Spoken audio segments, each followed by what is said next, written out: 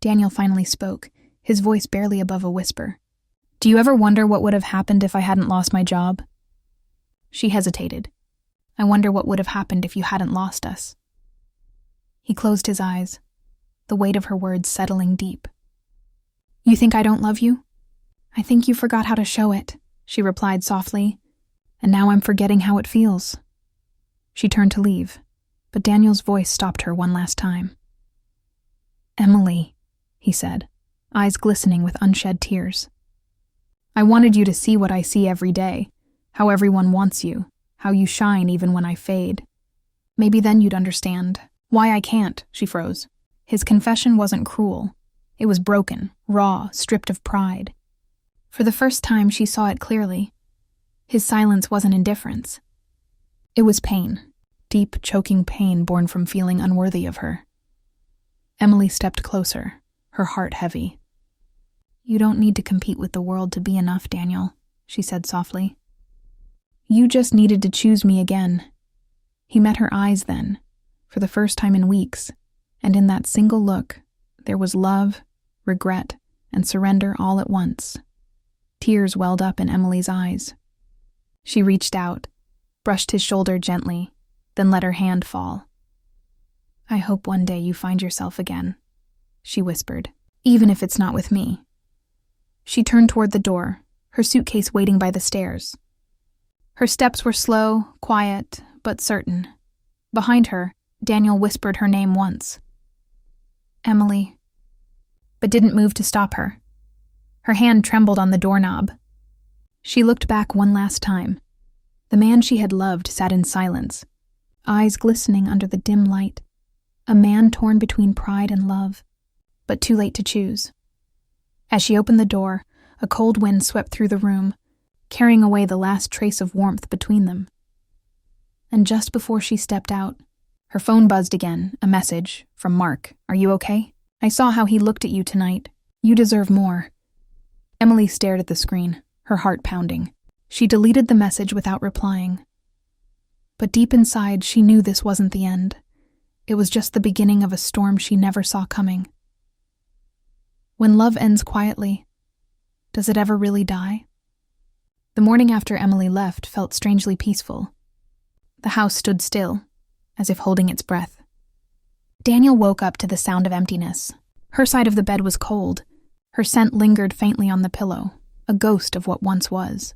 He sat there for a long time, staring at the door she had walked through, realizing that silence had finally won. Emily, meanwhile, drove through unfamiliar streets with the radio off, her thoughts loud enough. Every mile between her and that house felt like a wound healing and reopening at the same time. She didn't know where she was going, only that she couldn't stay. Can you love someone and still walk away? She stopped at a small motel off the highway, checked in under her maiden name, and sat by the window, watching the rain start to fall. For the first time in months, she could breathe, but that freedom came with guilt, heavy, aching guilt. She thought of Daniel alone in that house, of how broken he had looked when he whispered her name. Part of her wanted to go back, to knock on the door and tell him they could start over. But the other part, the louder part, knew love shouldn't have to survive humiliation. It shouldn't require her to beg to be seen. As rain tapped gently against the glass, her phone buzzed again. Mark. Another message. "You did the right thing leaving him. Don't blame yourself." Emily stared at the screen, conflicted. The words looked comforting, but they didn't feel right. Something about them felt too quick, too eager. She turned the phone off and set it aside. She didn't want another man's voice telling her what was right. Not now, not yet. Why does moving on sometimes feel like betrayal? Back at home, Daniel sat in the living room surrounded by memories. The blue dress she'd left hanging by the closet. The coffee cup she always used. The quiet absence of her laughter. It all echoed louder than words. For the first time, he truly saw what his silence had cost him. He replayed every moment in his head. The dinners, the laughter, the looks he ignored, the things he didn't say. He realized he had mistaken surrender for peace. He thought by staying quiet he was avoiding fights. But in truth, he had been watching his marriage dissolve while pretending it wasn't happening. When he checked his phone, he saw her last message, short and simple. Take care of yourself. It wasn't angry. It wasn't bitter. It was final. That hurt more than anything else. Is it too late to fix something you've already let go? 3 days later, Daniel drove to Emily's sister's house, hoping she'd be there, but she wasn't. He left a note instead. I don't expect forgiveness. I just want you to know I see it now. Everything you tried to tell me. Everything I refused to hear. He signed it, D, and left it at the door. That night, he returned home and sat at the kitchen table, staring at the flickering candle she'd forgotten to throw away. The wax had melted unevenly, forming a shape like 2 hearts, close, but never touching.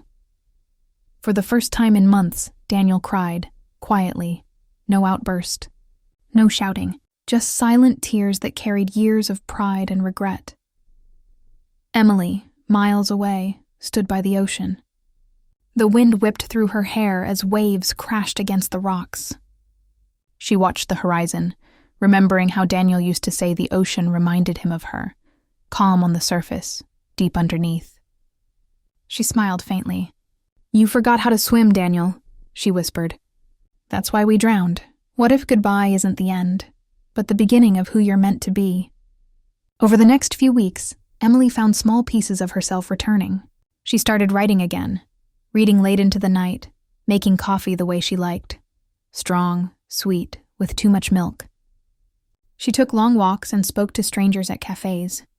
It wasn't happiness yet, but it was peace. One evening, while sitting in a small park, she heard a familiar laugh behind her. She turned and froze. Mark. He smiled, surprised to see her. Emily, he said warmly. Didn't expect to run into you here. She forced a polite smile. Mark, I didn't know you lived nearby. I don't, he said, shrugging. Just thought you might come here. You always liked quiet places. Something about the way he said it made her uneasy. How did he know that? She took a step back. I should get going, she said softly. He nodded, slipping his hands into his pockets. Sure, but if you ever need someone to talk to, someone who actually listens, you know where to find me. She didn't answer. She just walked away, her heart pounding. That night, as she lay in bed, she realized something important. Maybe she had left Daniel, but part of her still carried him. The love, the pain, the memories, they were all threads she couldn't cut off completely. Not yet. Maybe not ever. Do you ever stop loving someone who once made your whole world feel right? Weeks turned into months. Emily had found a small apartment and a new routine. Life was steady again. She didn't cry at night anymore, but sometimes when she closed her eyes, she could still feel Daniel's quiet presence, the man who loved her in silence until silence destroyed them. One morning, she received a letter in the mail. No return address. Her hands trembled as she opened it. Inside, in Daniel's familiar handwriting, were just 6 words. I found a way to swim. Tears blurred her vision. There was no explanation, no apology, no plea, just a message that sounded like hope. For the first time in a long while, she smiled through her tears. Maybe he had finally found peace. Maybe she had too. That night, she stood by her window, looking at the stars. The city lights shimmered below, and the world felt wide again, not perfect, but possible. She whispered into the quiet, "Be happy, Daniel." Just then, her phone buzzed. Another message, from an unknown number. It read, "He's not doing well. You should come." Emily's smile faded. Her heart skipped a beat. The message didn't say who it was from, but something in her gut told her exactly who it was about. She grabbed her coat, her hands trembling. The room suddenly felt smaller, the air colder. Her mind raced. Had Daniel done something reckless? Was he hurt? Or was this another cruel twist from someone who knew too much? She stepped out into the night, her heart pounding, rain starting to fall. The road ahead was dark, endless, and for the first time since leaving, she didn't know whether she was running toward the past or straight into it. How did love turn into such quiet humiliation? Emily sat on the edge of the bed, staring at the pale morning light falling through half-open blinds.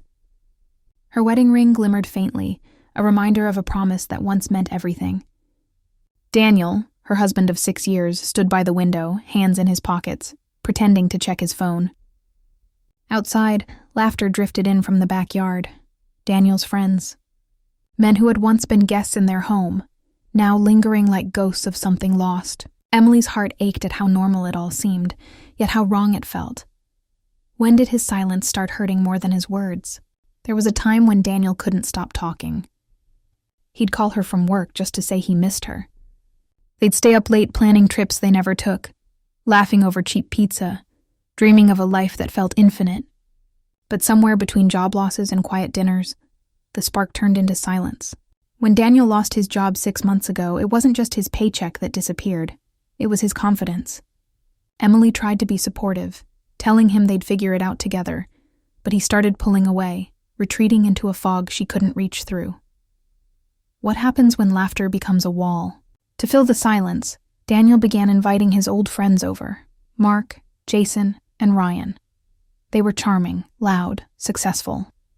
The kind of men who wore confidence like cologne. They filled the house with jokes and stories about their wins, their promotions, their new cars. Daniel laughed along, though it sounded forced, brittle.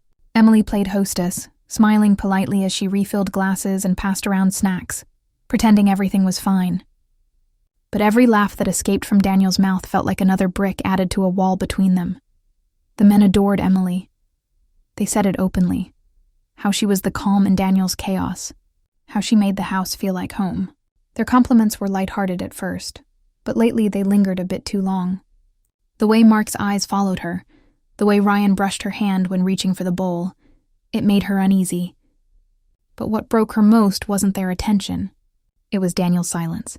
He saw it, he noticed, and yet he said nothing. Isn't love supposed to protect you, not expose you? One evening, they all gathered for dinner. The table was full of laughter and clinking glasses. Emily was tired, emotionally drained, but she still smiled through it all. Mark leaned back, smirking as he said, "You know, Dan, you've got a wife most men dream about." The room went still for a split second. Emily froze, her cheeks burning. Jason chuckled. Ryan looked away. She waited. Waited. For Daniel to defend her, to say something, to laugh it off with dignity. But he didn't. He just stared at his plate, his fingers tracing the edge of his glass like he wanted to disappear. Her stomach tightened. She forced a smile and excused herself to the kitchen, pretending to check on dessert. Behind her, she could hear laughter starting up again, this time louder, harsher. That was the night Emily realized something had shifted for good. It wasn't about pride or respect anymore. It was about worth. And Daniel had stopped seeing his own. What's worse, being unseen or being seen by everyone but the one you love. After that dinner, Emily started noticing small things. Daniel no longer looked at her the same way. He barely spoke when his friends were around, and when they weren't, he seemed hollow, lost. He'd stay up late scrolling through job listings, but never applied to any. She tried to reach out, to hold his hand one night, whispering, "We'll get through this." He pulled away gently, saying, "You don't have to keep pretending, Em." Her heart cracked a little. Pretending? She wasn't pretending. She was trying to hold them together. But maybe that was the problem. She was the only one still trying. Then came the moment that shattered everything she believed about them. It was a Sunday afternoon. The sun was bright, laughter spilling through the open window as Daniel's friends arrived again. Emily had been upstairs folding laundry when she heard them joking downstairs, their voices careless and familiar. She smiled faintly at first, until she caught her name in their conversation. "She's too good for him," Mark said, laughing. "If I were Dan, I'd be guarding her like a treasure." "Guarding her?" Ryan joked. "Man can't even guard his own pride." The sound of Daniel's quiet laugh followed. Not a laugh of amusement, a laugh of surrender. Emily's hands trembled. For the first time, she didn't just feel hurt. She felt small. She walked down the stairs slowly, her voice steady but cold. "Anyone need more coffee?" she asked. 3 startled faces turned toward her. Daniel looked up, caught between guilt and confusion. No one spoke. She smiled faintly, poured the coffee, and sat down next to her husband, as if nothing had happened. Her silence spoke louder than any words could. How long can love survive when one person stops fighting? Later that night, after his friends left, the air between them felt heavier than ever. Daniel sat on the couch staring at the dark TV screen. Emily stood in the doorway watching him. "Why do you let them talk like that?" she asked quietly. He didn't look at her. "It doesn't matter." "It matters to me," she said, her voice trembling. Daniel rubbed his eyes. "Maybe they're right, Em. Maybe you are too good for me." Her heart ached. "That's not what I need to hear. I need to know you still care." He looked at her then, eyes tired, voice flat. "I do care. That's why I don't fight anymore, because fighting means I still believe I can win." Emily didn't reply. She just turned away, tears burning her eyes. That night, she lay in bed, staring at the ceiling, listening to Daniel's soft breathing beside her. The man she had married, once so full of life and laughter, was now a stranger who couldn't even defend her name. But deep down, she wasn't just angry. She was scared. Scared that the man she loved wasn't coming back. Scared that his silence wasn't weakness. It was surrender. As the night deepened, Emily whispered into the darkness, "Where did we lose each other, Daniel?" He didn't answer. Maybe he was asleep. Maybe he just didn't know. Outside, the wind rustled through the trees. Somewhere in the distance, she heard laughter again. Faint, echoing, like a cruel reminder that tomorrow would be no different. And as Emily closed her eyes, one thought wouldn't leave her mind. If he won't fight for me now, what will he do when someone truly crosses the line? What happens when silence becomes betrayal? The days after that dinner felt like walking through fog. Emily could feel the tension in every corner of the house. It wasn't loud or obvious. It was quiet, heavy, suffocating. Daniel spoke less, smiled less, and when his friends came over, he just watched them instead of joining in. The laughter, the teasing, the looks, all of it continued like nothing had changed. But everything had. Something inside Emily had cracked, and she wasn't sure it could be fixed anymore. How do you stay close to someone who's already let go? It started small. Mark began showing up more often, sometimes under the excuse of checking in on Daniel. But Daniel never seemed to mind. He would open the door, let Mark in, and retreat to his study, leaving them alone in the living room. Emily didn't like it, but she tried to be polite. Mark was charming in a practiced way, kind words, easy smiles, but his eyes lingered too long. She could feel it, and she hated that Daniel never noticed. Or maybe he did, and didn't care. One evening, Mark stopped by with takeout. Daniel had gone out for a drive, something he'd been doing more lately. "He told me I could drop this off," Mark said casually. Emily nodded, unsure. They sat for a while talking about harmless things. Work, the weather, how strange life had become after Daniel's job loss. Mark complimented her patience, her strength. His tone was soft, almost sympathetic. But underneath it all, Emily felt something wrong. The way he said her name, the way his gaze stayed on her a moment too long. It wasn't kindness. It was something else. She got up quickly, saying she had laundry to finish. Mark smiled, unbothered. "You're too good for this, you know," he said quietly. She froze for a second, then forced a polite smile before walking away. That night, when Daniel returned, she told him what happened. He said something strange. "I think he's crossing lines," she said, her voice trembling. Daniel didn't even look surprised. "Mark's like that with everyone," he muttered, turning on the TV. "Daniel, I'm serious," she said, her voice rising. I said it's fine," he snapped, his eyes still fixed on the screen. Then softer. "Maybe he just sees what I can't give you anymore." Emily stared at him, her heart pounding. "What's that supposed to mean?" "It means," he said, his voice tired, "maybe you need attention I can't provide right now." That sentence cut deeper than anything else ever had. It wasn't jealousy. It wasn't anger. It was surrender, like he was handing her away, piece by piece. Can love survive when one person stops fighting for it? The next few weeks blurred together. Daniel kept withdrawing further, his laughter replaced by silence. He stopped joining dinners altogether, leaving Emily to entertain his friends when they came over. She hated every minute of it. The way they looked at her. The way Daniel stayed upstairs pretending not to hear. Her coworkers started noticing the change in her. She smiled less, spoke less. At lunch one day, her friend Claire asked, "You okay?" "You look tired," Emily forced a laugh. "Just life being heavy," she said. But even her laugh sounded hollow. That evening, when she returned home, Daniel was sitting at the dining table surrounded by bills and job applications. He didn't look up when she walked in. She wanted to reach out, to tell him she was proud of him for trying. But something held her back. He looked so far away, like he was living in a world she no longer had access to. Later that night, when they lay in bed, she whispered, "Do you still love me?" He didn't answer for a long time. Then quietly, "I do. But maybe love isn't enough anymore." Emily turned away, her eyes burning. She stayed silent, afraid that if she spoke, she'd say something she couldn't take back. What do you do when your partner starts fading from the picture? One Friday evening, Daniel invited his friends again.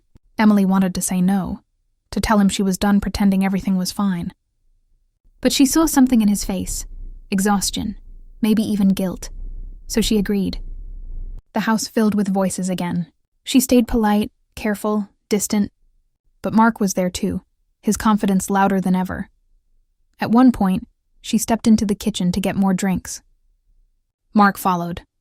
"You look beautiful tonight," he said softly. Emily froze, gripping the counter. "Don't," she whispered. He raised his hands like it was harmless. "Just saying what everyone's thinking." Daniel's voice came from behind them. "Everything okay?" Mark smiled. "Just complimenting your wife, man. You're a lucky guy." Daniel chuckled faintly. "Yeah, I know." But his tone was strange, not proud, not protective. Just tired. Emily stared at him, waiting for him to say something more, but he didn't. That was the moment she realized it wasn't just about his pride anymore. It was something deeper, shame maybe, like he'd already decided he didn't deserve her. The night ended in forced laughter and polite goodbyes. When the door finally closed, Emily stood still in the hallway, her heart racing. Daniel passed by her without a word, heading upstairs. She followed him, anger and sadness bubbling inside her. "Why didn't you say anything?" she asked. He didn't turn around. "Because it doesn't matter." "It matters to me, Daniel." He spun around, his voice breaking. "Because maybe he's right. Maybe you should be with someone who actually sees you." Emily's breath caught. For a second, she couldn't even move. "You think I want this?" he continued, his eyes full of pain. "I can't even look at you without remembering who I used to be. You make me feel everything I've lost." She felt her throat tighten. "You're the one giving up, Daniel." "Not me." He turned away, his shoulders trembling. "Maybe I already have." The room fell silent. The air between them was thick with words they'd never say again. Is letting go the same as setting someone free? That night, Emily couldn't sleep. She sat by the window, watching the streetlights flicker outside. Her heart felt heavy, but her mind was clear for the first time. She realized she couldn't save a man who didn't want to be saved. She couldn't fight for two anymore. In the faint reflection of the glass, she saw herself, tired, lonely, but stronger than she'd ever been. Maybe love wasn't supposed to hurt this much. Maybe it was time to stop waiting for someone who'd already walked away in spirit. Just as she stood to leave the room, her phone buzzed. A message from Mark. "You don't deserve to be treated like this. If you ever need someone to talk to, I'm here." Her hands went cold. She looked toward Daniel, asleep on the bed, his face peaceful but distant. She didn't reply. She couldn't. But as she stared at that message, one thought echoed in her mind. If Daniel won't fight for her, would someone else? Can love survive when pride takes its place? The dinner that would change everything began with forced smiles. Emily had tried to talk Daniel out of it. "We don't need to do this," she said gently that morning. But he insisted. "It's just one dinner, Em, for old time's sake." His tone wasn't convincing. It sounded more like an apology than a plan. By evening, the house was spotless, candles lit, music soft. Emily wore a simple blue dress, the one Daniel once said made her eyes look like summer. But as she stood in front of the mirror, she realized she didn't recognize herself anymore. The woman staring back looked tired, polite, careful. What happens when pretending becomes a habit? When the doorbell rang, Daniel's smile was thin, almost nervous. His friends, Mark, Jason, and Ryan, walked in with bottles of wine and loud greetings, their laughter filling the silence that had settled between her and Daniel for months. Emily greeted them with practiced warmth. She'd become good at that, hiding her hurt behind gentle smiles. Dinner began pleasantly enough. They talked about work, about sports, about everything except what truly mattered. But underneath the laughter, tension brewed like a quiet storm. Emily could feel Mark's gaze from across the table. Bold, steady. Daniel noticed too. He said nothing. Not a word. When Mark reached over to refill her glass, his hand brushed hers, a moment too long to be innocent. Emily pulled away slightly, glancing at Daniel. He didn't flinch. He just stared at his plate, cutting his food in silence. Her heart pounded. She felt trapped, and not by Mark, but by Daniel's stillness. The man she once trusted to stand by her side now sat across from her like a stranger, watching everything fall apart without lifting a finger. Is silence an act of love or surrender? Dessert came and went, the air growing heavier with each passing minute. The laughter got louder, the jokes bolder. Emily forced herself to keep smiling, her throat tight. She wanted to leave, to escape the humiliation pressing down on her chest. But Daniel's quiet voice stopped her. Stay. Please. It wasn't a demand. It was a whisper, fragile, desperate. So she stayed. When Mark joked again about how Daniel was lucky to have her, no one laughed harder than Daniel himself. It wasn't real laughter. It was hollow, sad, the kind that hides pain behind sound. Emily's stomach twisted. She wanted to shout, "Why are you doing this?" But she stayed silent, afraid of what might come out if she spoke. As the night wore on, Daniel poured more wine for everyone, pretending not to notice how uncomfortable she was. Emily's hands trembled slightly as she reached for her glass. Her heart felt like it was breaking in slow motion, not from what Mark was doing, but from what Daniel wasn't. When does love stop being love? Hours later, the guests finally left. The door closed, and silence filled the house again. Heavy, thick, unbearable. Emily leaned against the counter, exhausted. Daniel stood by the window, his back to her. For a long time, neither spoke.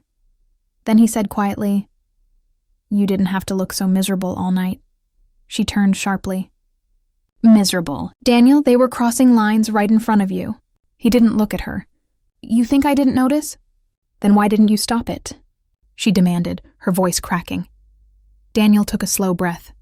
Because maybe I wanted to see what you'd do. The words hit her like cold water. What I'd do? She repeated, shocked.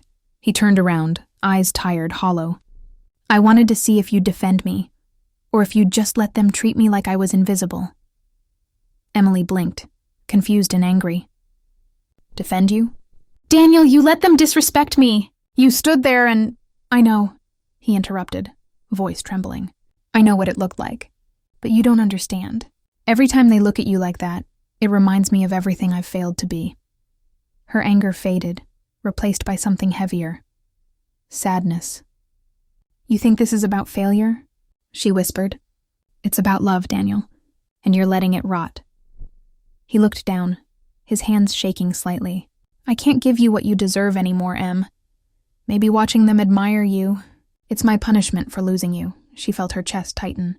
You haven't lost me, she said softly. You're just not trying to find me. Daniel laughed bitterly, the sound breaking halfway through. Maybe I don't know how anymore. The silence that followed was unbearable. Emily wanted to reach for him, to tell him they could fix it if he'd just stop retreating. But something inside her whispered that maybe it was already too late. Can love die quietly, without either person saying goodbye? Hours passed. The candles had burned out, leaving faint wisps of smoke curling into the dark. Daniel sat on the couch, staring at the empty fireplace. Emily stood behind him, her suitcase half packed upstairs. She wanted to say goodbye, but words felt useless now.